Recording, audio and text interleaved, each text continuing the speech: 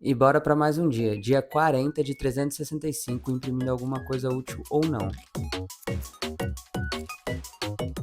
E para a impressão de hoje eu vou trazer algo para o meu setup. Na minha decoração aqui do setup, a maioria das coisas é preto, cinza, tons de madeira ou em azul. Inclusive os LEDs aqui, os LEDs do fundo do vídeo ficam todos azuis. E só tem um único item que era laranja, que é justamente a tecla do meu teclado, a tecla ESC. Então eu resolvi imprimir uma tecla ESC azul para o meu teclado para ficar tudo na mesma palheta. É uma impressão simples e rápida, é só remover a outra tecla e encaixar. Então, bora pro resultado final.